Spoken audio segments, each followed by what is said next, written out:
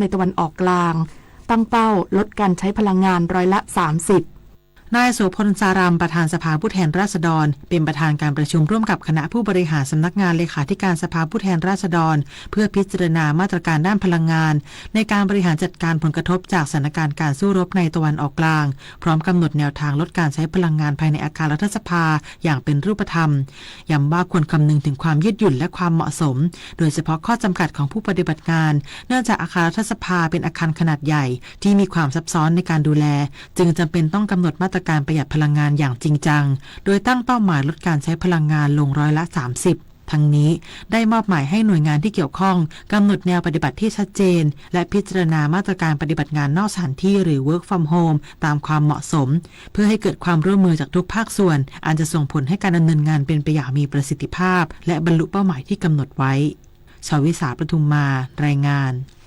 กรรมการค่าจ้างฝ่ายลูกจ้างห่วงราคาสินค้าทยอยปรับขึ้นจากผลกระทบสงครามตะวันออกกลางส่งผลให้ต้นทุนสูงขึ้นกระทบค่าครองชีพแรงงาน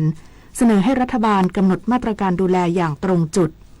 นายเวียรสุขแก้วบุญปันกรรมการค่าจ้างฝ่ายลูกจ้างเปิดเผยถึงสถานการณ์ราคาสินค้าในปัจจุบันว่าขณะนี้เริ่มเห็นสัญญาณการทยอยปรับขึ้นของราคาสินค้าในตลาดหลายรายการหลังเกิดสถานการณ์การสู้รบในภูมิภาคตะวันออกกลางส่งผลกระทบต่อราคาน้ำมันเชื้อเพลิงและอาจกระทบต่อต้นทุนการขนส่งในระยะต่อไปทั้งนี้สินค้าบางประเภทเช่นบะหมี่กึ่งสำเร็จรูปล่าสุดได้มีการยื่นขอปรับราคาแล้วแต่ยังไม่แน่ชัดว่าจะได้รับการอนุมัติจากภาครัฐหรือไม่ขณะที่สถานการณ์น้ำมันเชื้อเพลิงเริ่มส่งผลกระทบต่อระบบขนส่งโดยบางพื้นที่มีการจำกัดการเติมน้ำมันไม่เกินคันละ500 บาทและรถบรรทุกบางส่วนประสบปัญหาหาน้ำมันเติมได้ยากส่งผลให้การขนส่งสินค้าอาจสะดุดเมื่อราคาน้ำมันปรับตัวสูงขึ้นย่อมส่งผลกระทบให้ต้นทุนการขนส่งเพิ่มขึ้นตามไปด้วยนิตยาคุณสิมรายงานสถาบันส่งเสริมศิลปะหัตถกรรมไทยเดินหน้ายกระดับศิลปะหัตถกรรมไทยสู่เศรษฐกิจสร้างสรรค์อย่างยั่งยืนพร้อมผลักดันชุดไทยพระราชนิยมสู่มรดกโลกนายอนุชาธีรคานนท์ผู้อำนวยการสถาบันส่งเสริมศิลปะหัตถกรรมไทยเปิดแผนการขับเคลื่อนงานศิลปะหัตถกรรมไทยประจำปี 2569 เพื่อเดินหน้ายกระดับศิลปะหัตถกรรมไทยให้เป็นทั้งภาพลักษณ์สำคัญของประเทศที่สามารถต่อยอดเศรษฐกิจสร้างสรรค์โดยมุ่งพัฒนาใน3มิติสำคัญได้แก่ มิติด้านวัฒนธรรมมุ่งอนุรักษ์และถ่ายทอดองค์ความรู้จากครูช่างสู่คนรุ่นใหม่รวมถึงสนับสนุนการเสนอขึ้นทะเบียนกับยูเนสโกในฐานะมรดกวัฒนธรรมที่จับต้องไม่ได้และเดินหน้าผลักดันชุดไทยพระราชนิยมให้เป็นที่รู้จักในระดับสากล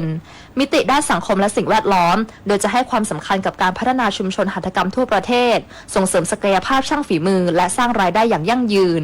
และมิติด้านเศรษฐกิจผ่านการพัฒนาผลิตภัณฑ์การสร้างแบรนด์และการเปิดพื้นที่ทางการค้า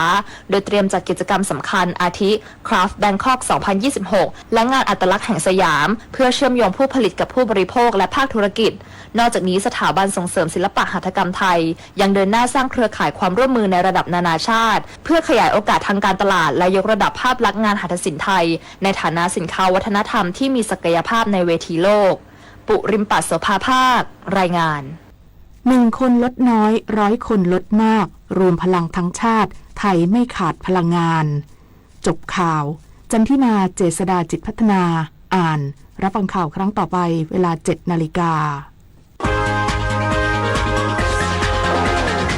ติดตามข่าวที่นำเสนอไปแล้วได้ที่ www.thainews.prd.go.th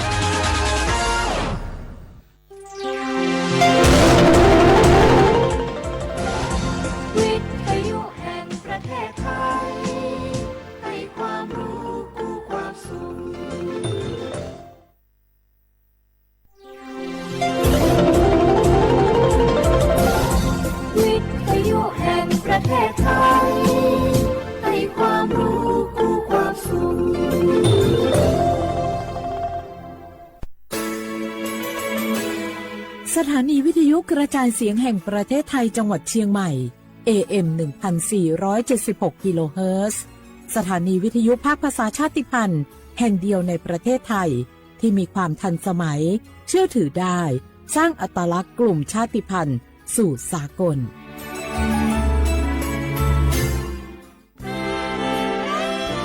ตลอดประวัติศาสตร์ของชาติไทยพระมหากษัตริย์ไทยทรงเป็นพลังศรัทธาทรงทำนุบำรุงและอุปถัมภ์ศาสนาให้เป็นหลักยึดเหนี่ยวจิตใจของประชาชนเป็นแนวทางในการดำเนินชีวิตด้วยความดีงามศาสนาสอนให้คนไทยรู้จักคุณธรรมความดีและความสามัคคีช่วยประคองจิตใจในยามทุกข์เสริมพลังใจในยามเผชิญอุปสรรคเป็นรากฐานสำคัญของสังคมด้วยพระบารมีแห่งพระมหากษัตริย์และศาสนาอันเป็นที่พึ่งทางใจคือพลังศรัทธาที่ล้อมรวมคนไทยทั้งชาติสู่ความมั่นคงสงบสุขและยั่งยืนตลอดไปร่วมเสริมสร้างความรักในสถาบันหลักของชาติโดยสำนักงานประชาสัมพันธ์ที่ 3 กรมประชาสัมพันธ์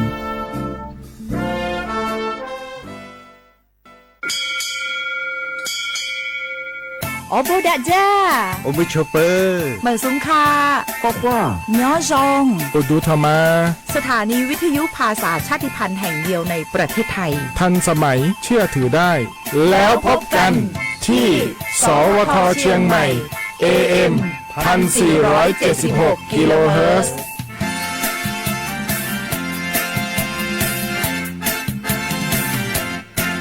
ข้าราชการคือพลังขับเคลื่อนประเทศภายใต้นโยบายรัฐบาลดิจิทัลพัฒนาบริการภาครัฐเพื่อประชาชนให้รวดเร็วเข้าถึงง่ายและเป็นธรรมด้วยปณิธานซื่อสัตย์ต่อหน้าที่ยึดมั่นความดีมีจิตมุ่งบริการสืบสารงานเพื่อปวงประชา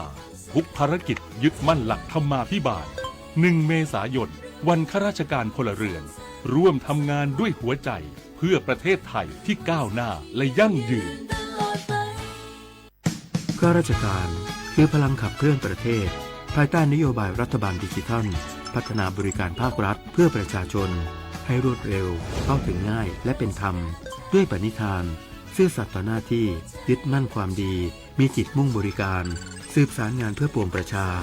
ทุกภารกิจยึดมั่นหลักธรรมาภิบาล1 เมษายนวันข้าราชการพลเรือนร่วมทำงานด้วยหัวใจเพื่อประเทศไทยที่ก้าวหน้าและยั่งยืนเจ็บป่วยฉุกเฉินวิกฤตอันตรายถึงชีวิตคนไทยทุกคนใช้สิทธิเจ็บป่วยฉุกเฉินวิกฤตเข้ารักษาโรงพยาบาลใกล้ที่สุดได้ทันทีไม่เกิน72ชั่วโมงตามนโยบายรัฐบาลให้ความคุ้มครองสอบถามเพิ่มเติมสายด่วนสปสช1330ตลอด24ชั่วโมงอยากรู้จังใครบ้างนะ7กลุ่มเสี่ยงฉีดวัคซีนไข้หวัดใหญ่ใช้สิทธิบัตรทองได้ไม่เสียค่าใช้จ่ายง่ายๆแค่ใช้แอปเป๋าตังค์ตรวจสอบสิทธิกดเลือกกระเป๋าสุขภาพก็รู้แล้วแถมจองคิวฉีดได้ด้วยที่สถานพยาบาลในระบบบัตรทองรีบๆกันหน่อยนะแค่ถึงเดือนสิงหาคมนี้เท่านั้นสิทธิสร้างเสริมสุขภาพและป้องกันโรคดีๆกองทุนหลักประกันสุขภาพแห่งชาติหรือบัตรทอง30 บาทสอบถามเพิ่มเติมที่สายด่วนสปสช1330ตลอด24ชั่วโมง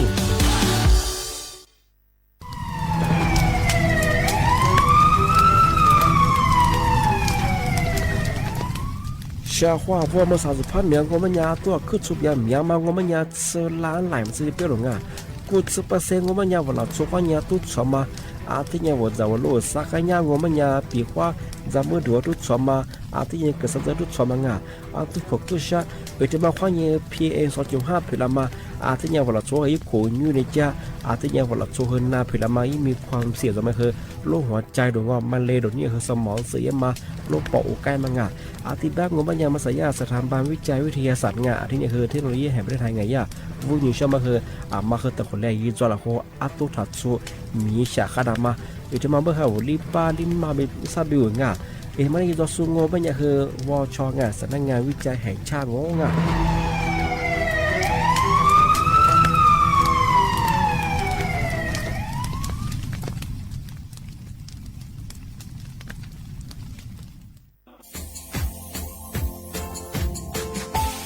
ชาว่าบราวัฒมาปีใหม่อาทิตย์ซึกตาจิงชามองมันยังไงอามุสาจังหวัดเชียงใหม่ค่อยมาปีใหม่ปากไก่ฝรั่งที่5ที่เนี่ยของพวกค่อยยังว่า5 3ที่เนี่ยสังเกตคนอยู่ตรงนี้โฉดซึก กูขวางมาคืออาตุถัดชูดงกับปากกับเมียมเดสเพียลุงนีโดขยันรัวจุดเปดงสัตว์ความแบบดิต้มแบงอาตุถัดชูบงที่ยาวพื้นที่หรือตัวจางงูเป็นไงก็ยาระบบไฟดีกว่านี้มาอนุญาตอยู่ไม่คือมาคืออาตุถัดชูดงที่ยังปีความว่าตุสองงูเป็นยังฝ่าฝืนยังคือกลุ่มหมายละชัวยาชัวยาโซดงที่บ้านก็เป็นยังมาอาตุชัวอาตุเบียพะมัวงูเป็นยังอาวุธโทแจ้งศูนย์อำนวยการแก้ไขปัญหาหมอกควานที่ยังคือฝุ่นละอองมาคือจังหวัดเชียงใหม่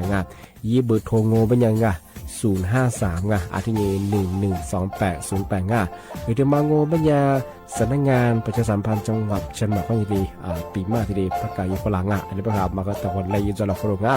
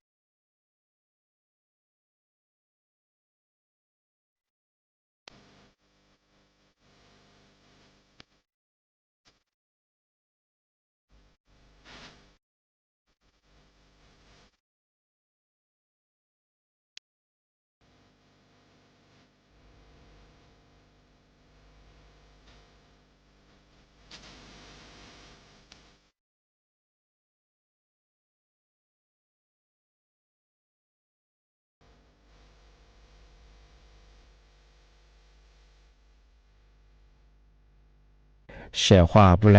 คว้างอามาซาเอาลิซุงโอโดดเสือตัวเป็นลาว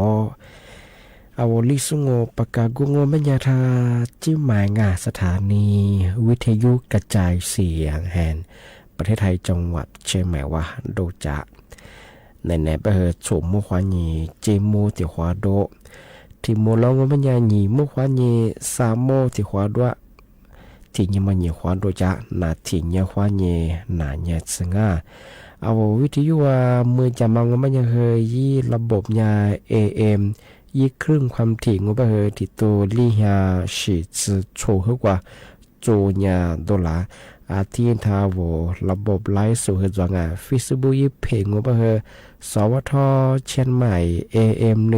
1476กิโลวัตต์ที่เลบูญาเหตุที่เลดอลลาร์งงา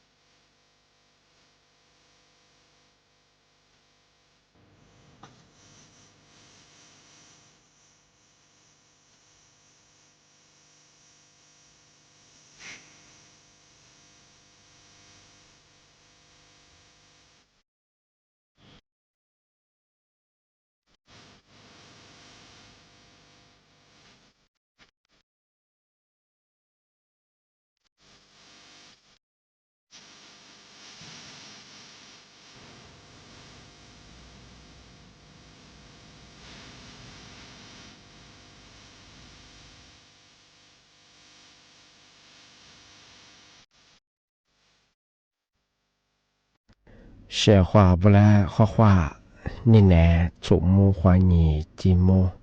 我李松我都知的话被拉我啊，李松我ปากกากุงบรรยาจิ้มหมายงะสถานีวิทยุกระจายเสียงแห่งประเทศไทยจังหวัดเชียงใหม่ว่าดูจะวิทยุว่าดูจะมังงบรรยายินระบบยา AM ยี่ครึ่งความถี่งบรรยาคือที่ตัวลิฮาชิสึโชคือว่าดูจะที่ยิทาวระบบไลฟ์สดคือจังไงฟิสบุยเพย์ยาคือยิมยาคือสวทเชียงใหม่ AM 1476นาทีนี้ว่านี่นาเนี่ยสิงะที่นี่ตัวอย่างนั้นเนี่ยที่ว่าที่มูลที่ว่าเนี่ยแบบสมมุติว่านี่จีโมที่ว่าดูที่มูลมันจะคือนี่มุว่านี่สามโมงที่ตัวจ้างนี่เมที่นี่งอมันยังเอาลิสูบางมันจะคือที่5 3เนี่ยนี่เมที่นี่มันคือโถลานี่ยี่คนนี่ตัวนี่จะโชว์คนกูมังท้ายบางมันจะคือสาหัสเหตุนี่ถึงมานี่ไม่ถึงมาคือนาสายิงวันพบที่18เดือนมีนาคมพศก็คือ2569ที่คงมางามที่นี่เชียวของงานนี่นะคือนั่นก็ถึงมาปีใหม่ถึงมาประชาสัมพันธ์เชื่อมั่นบางไงถึงมาเนี่ยคือถือว่าสถาบันวิจัยแห่งชาติว่ายังไงถึงมาทีดีแบบฝรั่งเอามาสาโซภาคเหนืองอปัญญาอาโตสอข้อยังไงอาโตเบียข้อยังไงพื้นที่เสียหายยังมองไม่เคยยิ่งไหลปะซ่อมมันจะคือซื้อล้านไหลหมดสิเลยกิเลสตรงขอตรงก็ถืออาโตเบียมังอาทิตย์บ้างงอปัญญาเคยกูซื้อปัสเซงอปัญญาเที่ยวลาโชข้อนี้อาโตสอบมังว่าเราชอบแบบ画着呀，我表面画着呀，แบบไงอะไรสิเยอะเราจะไม่ดูยังว่าเนี่ยอัตโตสอบมาตรงที่ก็แบบว่าวิโก้เชื่อแบบว่าเราจะไม่ลูกก็มาตรงที่ความยังไงที่ยังว่ามีเยอะเลยจะส่งแบบเนี่ยหามี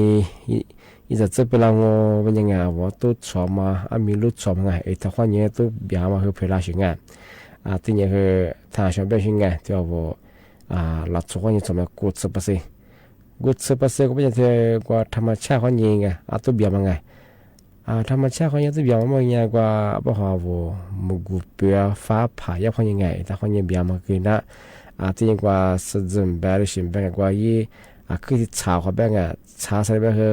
มือจักรแบบชาแบบคือตัวที่ดีเบียมันตัวที่เพื่อนนั่นสิ่งไงที่แบบคือมันคือธรรมชาติของยี่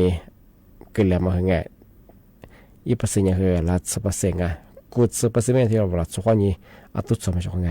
ที่บ้านมันยังสถาบันวิจัยแห่งชาติเป็นใช่ไหมไงมาคือตะคนแรกที่ยิ่งจะเราเขาเป็นไงมาคือตุดหลักส่วนไงอันนี้ตัวเบียมาชอบแบบว่าคือที่ทั่วใจใช่ไง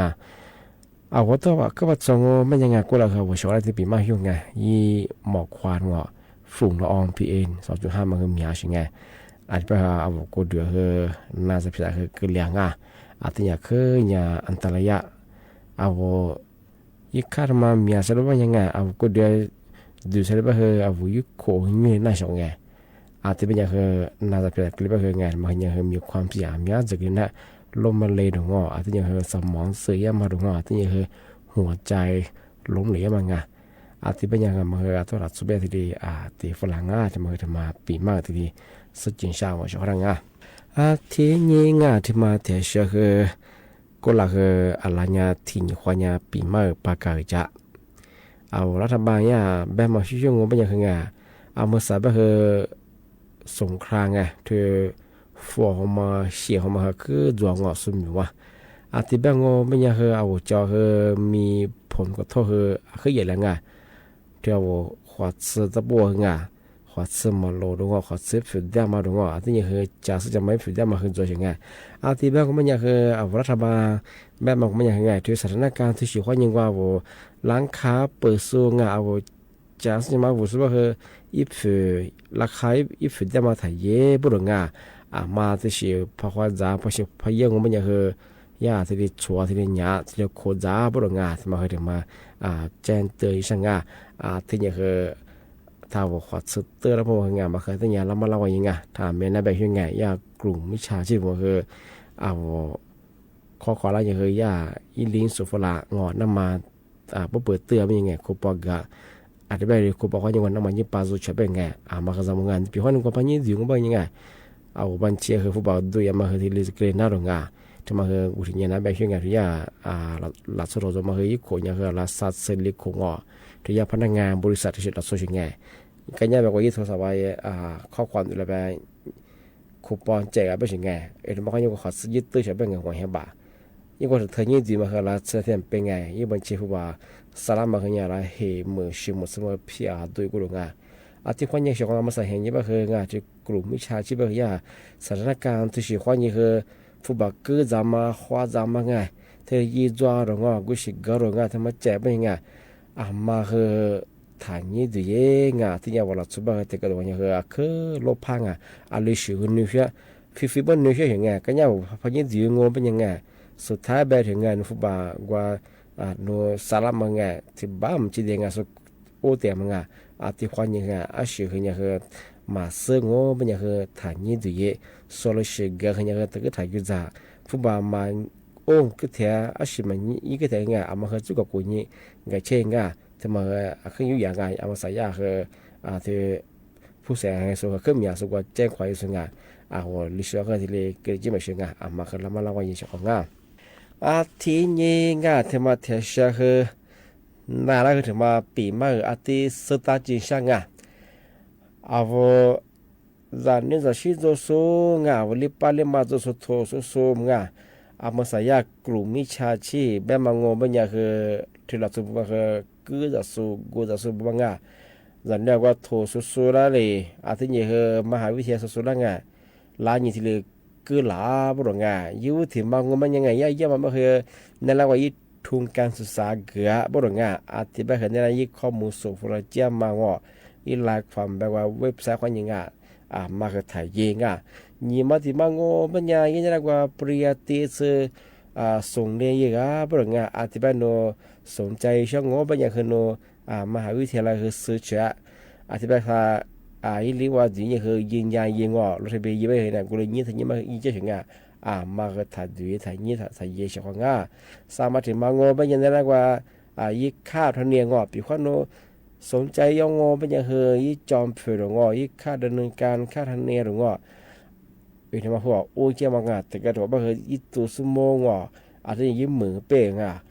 มาคือจามอชกงานภาษาเฮยากกลุ่มมิชาชีพเราสุดมาคือว่าจันเนี่ยที่ว่านักเรียนแบบนักศึกษาที่ดีกล่าวมาคือขึ้นยามหยาบริงานมายาสำนักงานตำรวจห้องที่ดีแจ้งเตือนละมาคือจามอชกงานที่มาเคยถึงมาสุดจิชะที่เป็นยังไงมาสักกันได้คือหมกว่าตัวขวาเงินนั่งเอาชกท่าวิทยุนั่นจะมาที่ทางวันไลฟ์สดที่สุดก็คือข้อความง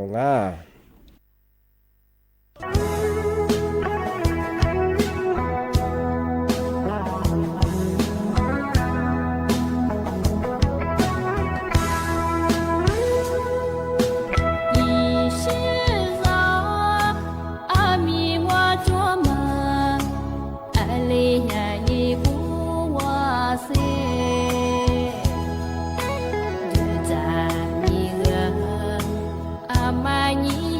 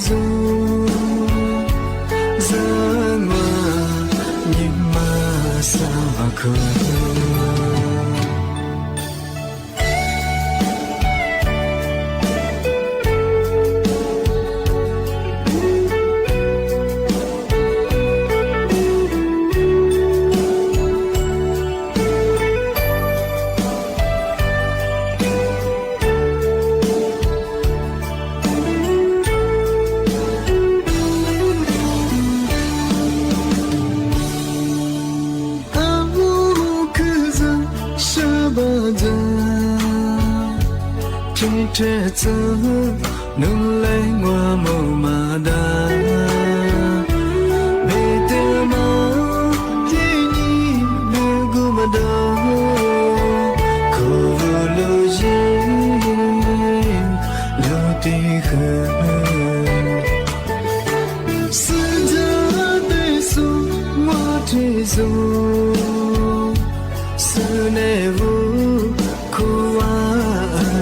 sa mơ tê mơ chỉ lẽ ngô mà chỉ số à cứ như sa ngô chỉ mơ mơ mơ khu hoa chữ chỉ lẽ lẽ sự gia đình thế thân nhưng mà cứ đường mà rồi bố thầy bé cứ như giá mơ tình mơ bị lá chỉ để cứ nghĩ bị quá lâu thế đi ra thế nhớ đi chỉ nhớ đi solo chỉ lâu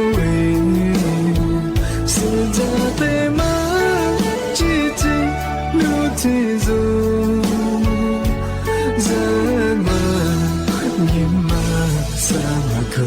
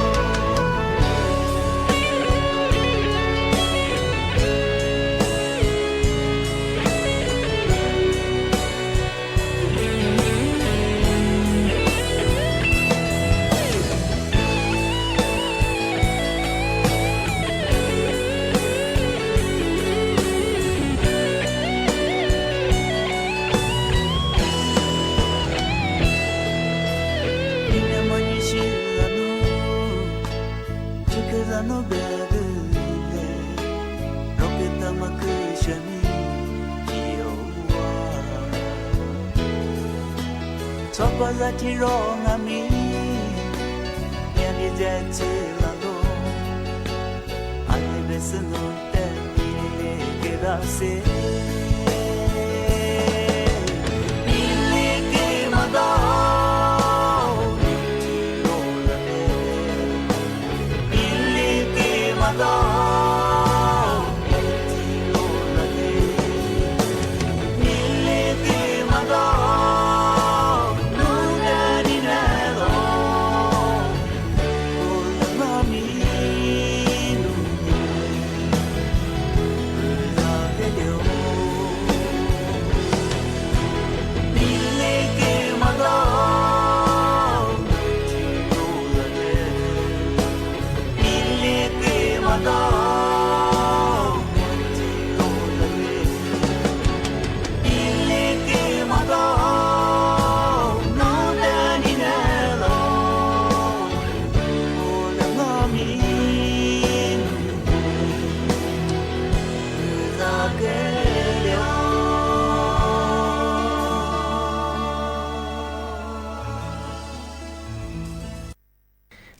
ทีนี้งาที่มาแทเชเฮนารักถึงมาปีมาอาทิสุดท้ายจีช่างมาบาลางโอเป็นยังเฮยินยังเฮเนตส์ในมีหัวก้าชงมือสายากระทรวงสาธารณสุขบ้านบางก็ไม่ไงเอากลุ่มเสี่ยงกลุ่มเสี่ยงงไม่เท่าคือเมียเปียโซเมียเชสงไม่ยาเอาชมโมยุโคโชซึโคกัมโปเยมาที่ยิ่งกว่ามีโรคประจำตัวจุสุงน้าเมียโซงน้ากุฎว่าน้าหญิงสัตว์จุสุงที่ยิ่งที่จะเมื่อกุฎอยู่เตจุโซดงที่ยิ่งจะเนื้อถึงว่ากุฎว่าถ้าพูดว่าชาบาโซงน้าเชสงที่ที่พูดบางงเป็นยังคือเนตวัคซีนไข้หวัดใหญ่มากามายิ่งความการาปรงมือสังงเป็นยังคือไข้หวัดใหญ่หนึ่งสูงเป็นยังคือที่เสีย30,000เป็นยังคือที่5วันยังคือ3-5มังงาที่จริงที่กว่ามังอาจจะเป็นคือปีว่าไข้หวัดใหญ่มาเอาที่กลุ่มเสี่ยงกันที่ว่ามีเชื้อสุดได้พันหนึ่งเลยงเป็นยังที่ที่พูดมาคือสูงเสือขึ้นยาชิเจียขึ้นยาหนาปรงในปีว่านูนเนตว่าสิพมาการเล่าไม่ยังจะมาถึงมาในนั้นช่างอะไรบ้างว่ามาคือยิ่งในเสือว่าสิที่ความก้าวเฉยของที่ยังไงทำไมถึงเชื่อคือมาสัญญาที่มีแต่บัวกุยนิโซแต่ยิโซมาที่แจ้งเตยฝรั่งที่ยากรมอุตุนิยมวิทยาบ้างมังมาสารสุภาพหนึ่งว่าคือบางพื้นที่ที่ก็เลยต้องก็ไม่ยังคือมีฮิโลฮาเยอะมากุเปียมาคือที่เลี้ยจ่อเฮที่ไม่ใช่ช่องมาคือจามโมบรองที่เนี่ยว่าแล้วก็เจ็บก็มายึดข่าวสารติดตายยังก็เจ็บติดกันมามีฮิโลฮาจุนจะมาที่กูขัดตัวนี้บรองที่เนี่ยว่าสมมติจะส่งก็ไม่ยังปีความเหมือนฮาเลียมีฮิโลฮาเจ็บก็ลุชิสบก็ต่างเนี่ยเชื่อช่องที่เนี่ยว่ากับปากกันไม่จะไม่สมมติจะมางานเหมือนฮาเลียมีกูเปียก็อิสมอนถึงขนาดจ้ามีกูเปียฟ้าไผ่บ่ว่าอะไรอย่างไรบ่งานมาหลัดโซเชียร์เป็นโรงงานยากที่จ้างตัวฝรั่งแต่มาแต่เชื่องปัญญามือสายาสำนักงานตำรวจทำมาแจ้งตัวฝรั่งมือสากลุ่มมิชาชีพคือว่าระบบออนไลน์ข้อยิงฟุตบอลว่ามาอินดอกเบี้ยคือถุยเป็นยังไงมาคือถ้ากู้เยถังว่าบริษัทของถ้ามันพอกู้ยังเป็นยังคือฟุตบอลยี่ฉีมาคือยังคือมีเสียงของพอกู้ถ้าบ่เห็นน้อยสิยี่สามผู้พัฒแต่เป็นยังผ่านรีบบ่เห็นนี่แหละเฮียคนร้ายยังคือควาแฉละควาดื้อละจะมามาคืที่เรียกถึงมาคือถ่ายยิงที่เราบอกว่าระบบออนไลน์ให้กู้จอมงานมาอย่างคือยานแต่ละอย่างทำมาเจ้าตัวพลังที่เป็นยังช่วงนี่นะคือน้าปีมาคือที่เดือนจวงที่เป็นคือจ้าที่หมดแล้วยี่โมควานี่คือ3 มื้อที่ความหมดแล้วกว่านี่เนี่ยรายการลิสุงปากกาก็ประทาจิ้มใหม่สถานีวิทยุกระจายเสียงแห่งประเทศไทยจังหวัดเช่นมาว่าโนยังเอาวิทยุมายี่ครึ่งความถี่ยังที่ตุลิยาฉีดสุดสุดคือกว่าตัวยังตัวละอีระบบยังAM หนาถี่ยังความยังหนายังซะไหนๆแบบสุดมุขความยังจิ้มมุดแต่ความโดที่มุลงก็มันยังยี่มุขความยัง3 โมงหนาถี่ยังความยังหนายังซะที่ถี่ยังตัวอย่างเอาไว้สักวันก็คือบ่งข้อสวัสดีครับ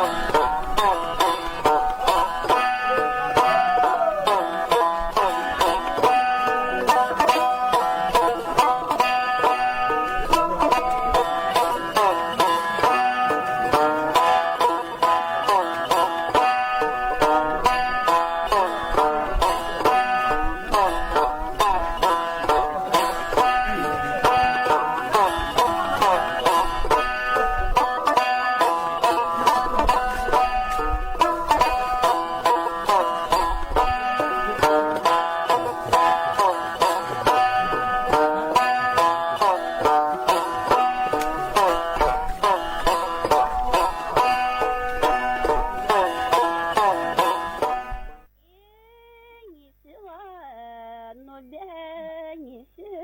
天涯错过我发誓铁挂我谢谢你生你我和我撒茄子花也多少来花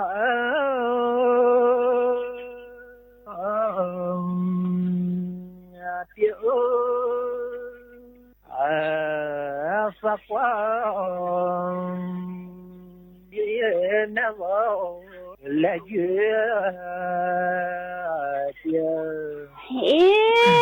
你是我那边撒茄子花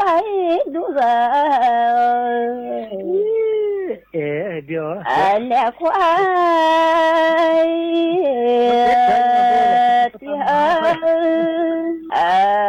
也挂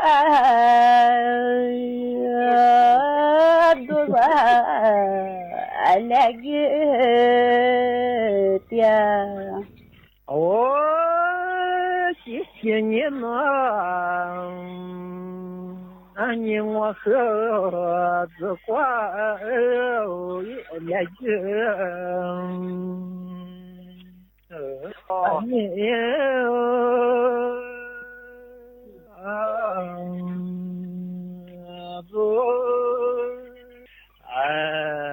子花来的毛三呀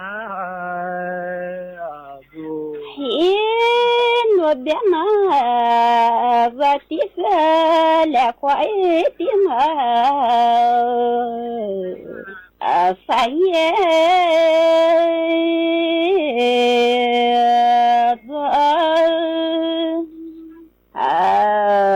来月的嘛三呀谢谢你呢你和三年我的多也别走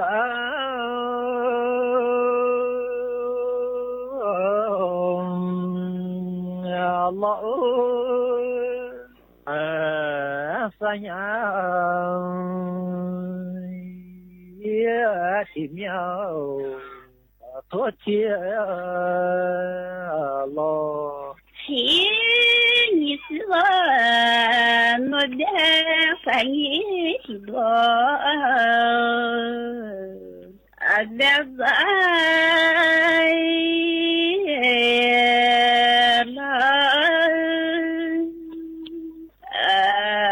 三年前面多天了谢谢你生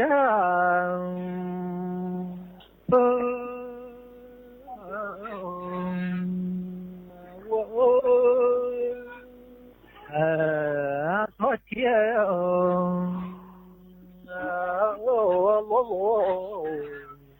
撒花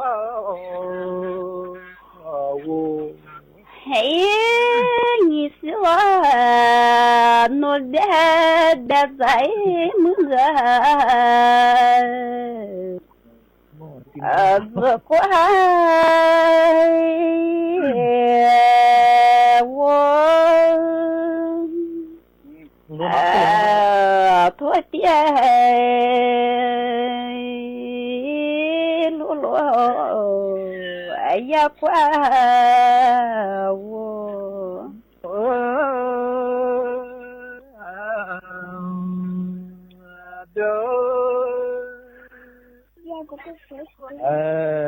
也讲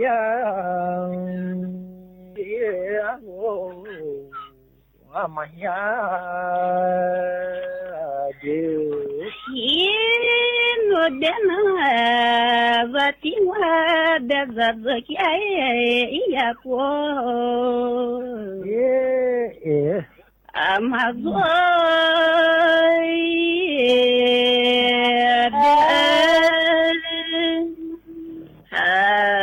ya kya alo amaya dia кисенье гуамане да зача я ко алила але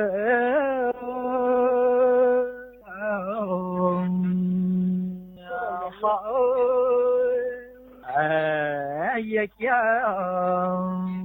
я алло него no dena ani ka zaki ai guha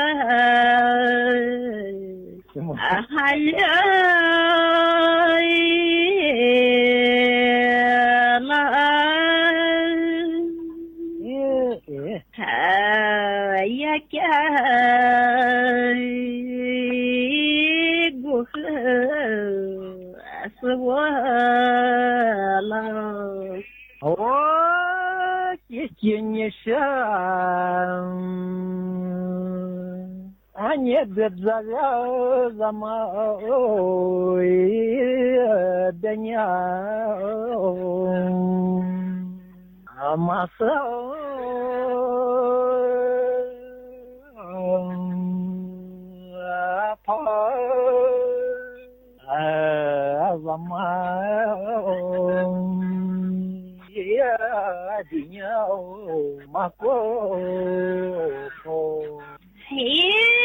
no dena zati zaga zamai denya ai mama so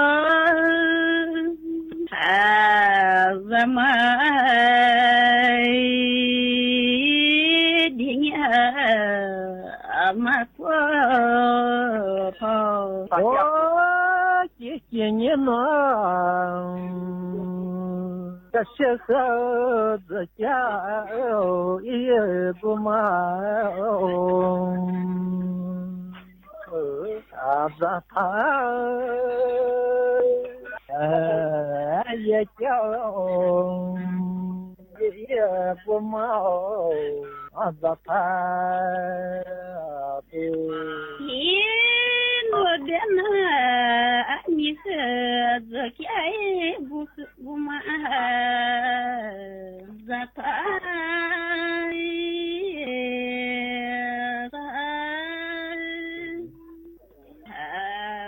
ya kya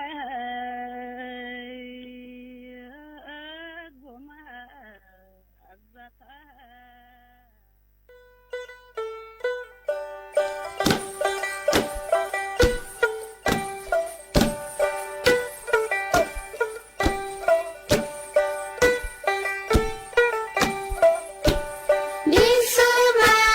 Mưa